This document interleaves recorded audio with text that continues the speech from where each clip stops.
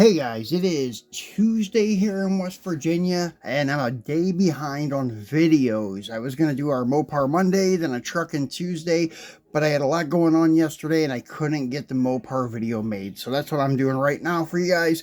It is a Mopar Monday on a Tuesday, and tomorrow will be a trucking Tuesday on a Wednesday, because I did pick up the new Coca-Cola Walmart Christmas M2 set, however you want to call it, whatever you want to arrange those words in.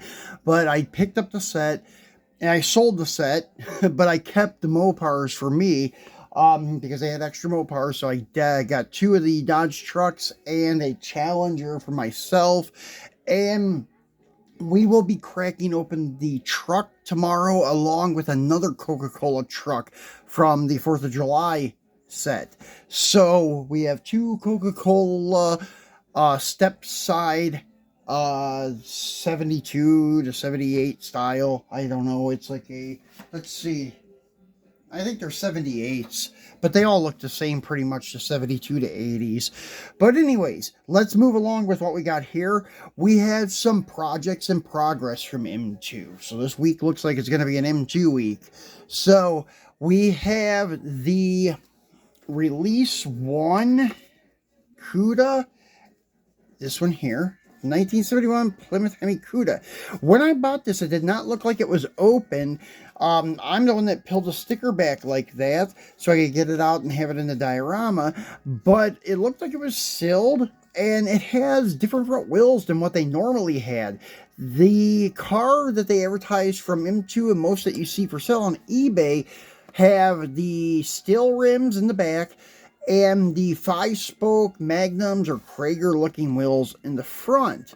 But this one has rusty, like chrome reverse steel rims all the way around. So kind of cool. And then we have the Release 1 1957 Chrysler 300C. And then we have one from Release 2, the 1957 Dodge Custom Royal Lancer D500. So we're going to start with the Cuda. So, as I said, I've already had it open, and this is your first release of these from back in, I think, 2010, I believe is when these came out. Yes, 2010 cast line. So they probably hit shelves in 2011 or late 2010. Yeah, I wish they would still release like 6-car sets of these. They only did 3 6-car sets, and the third one they didn't even mark as release 3, but it was a 6-car set of them. They had a 6-car first series, a second series, and the third series. And they're chase cars, if you guys want to know. If you have an auto project car that is all gray primer with no windows, that is the chase piece. And the Series 1 chase piece was a 57 Chevy Bel Air. Second release was the 70 Boss 429 Mustang. And the third release was the 69 Dodge Daytona. So, just in case you were wondering. And let me see, I did not bring a screwdriver to the party.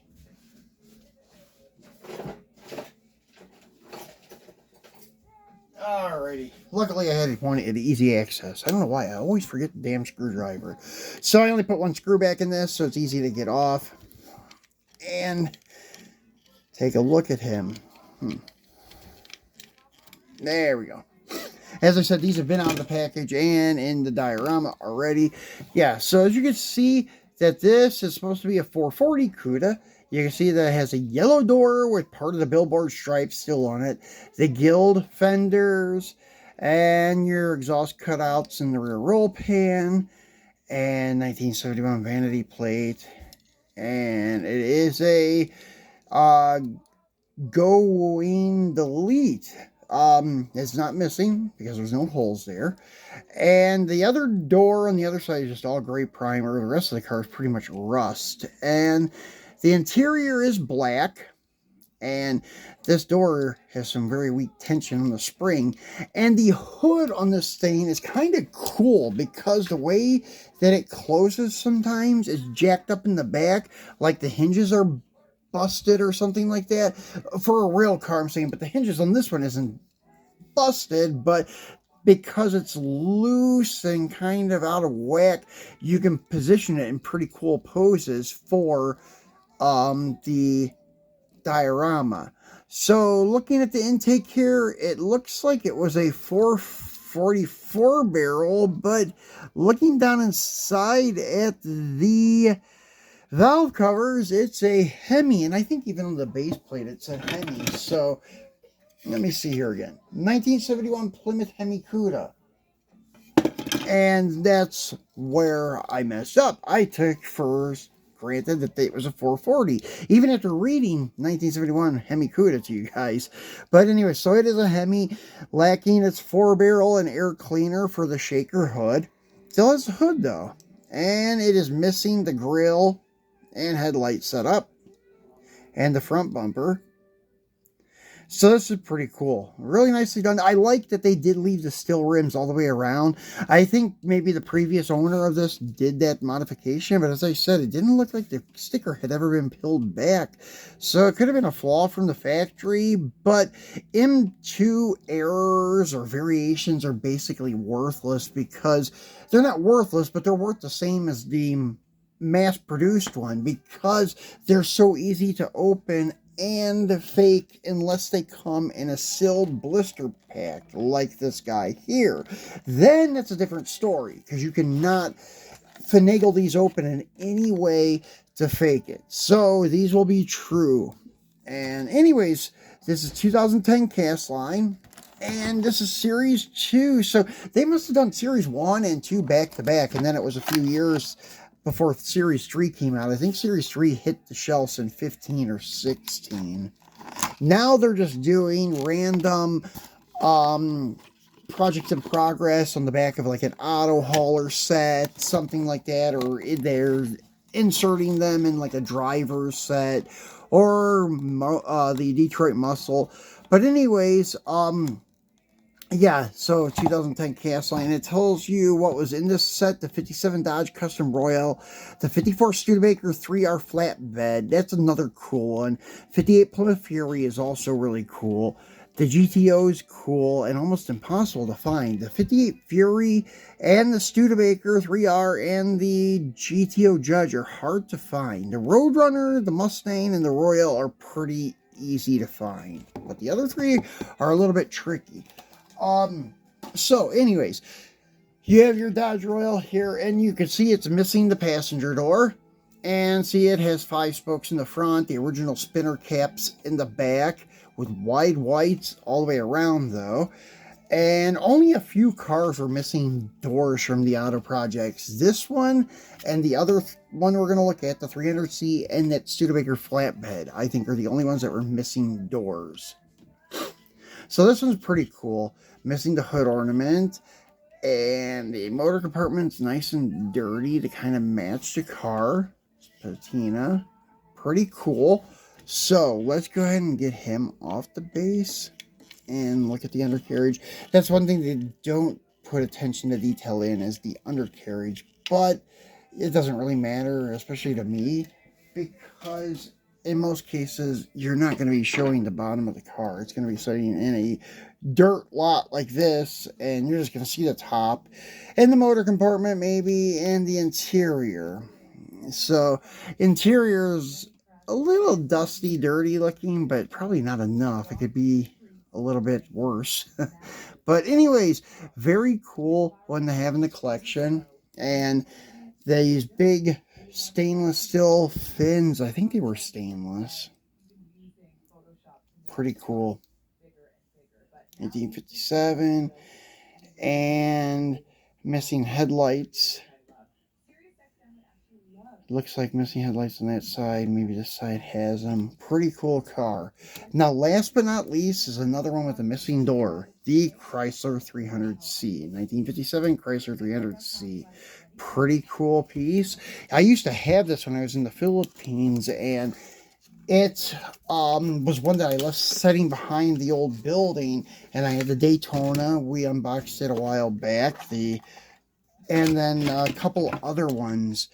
that we're going to be doing an unboxing on again. I got the Joe Dirt Daytona again this past week. We're going to be unboxing that here pretty soon.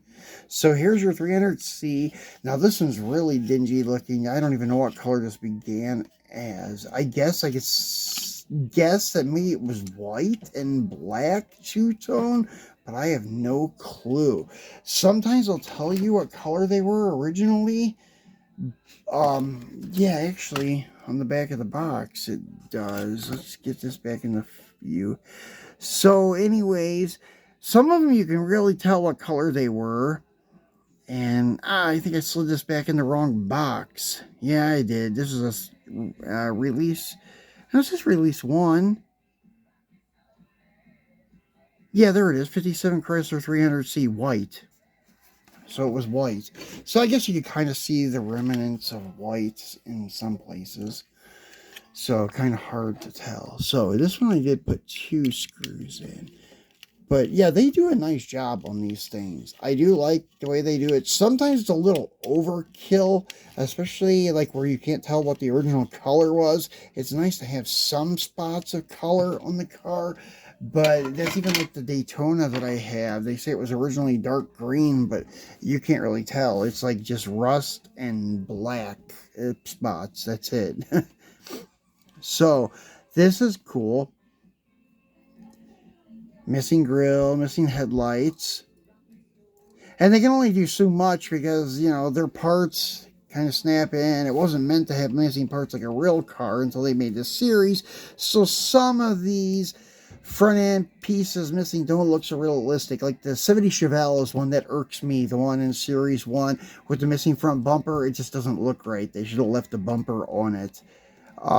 But anyways, it is what it is. And hopefully I have a 70 Chevelle auto project coming to unbox for you guys. It's from the Release 45 auto hauler set with the square body truck.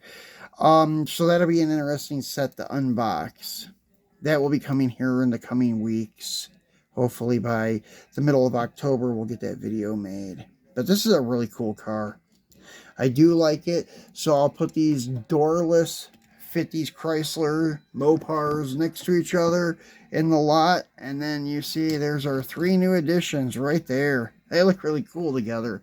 So anyways, guys, that's it for our Mopar Monday on a Tuesday. I will be back again tomorrow to do a Truckin' Tuesday on a Wednesday. So take care, guys, and I will talk to you soon. Thanks for watching.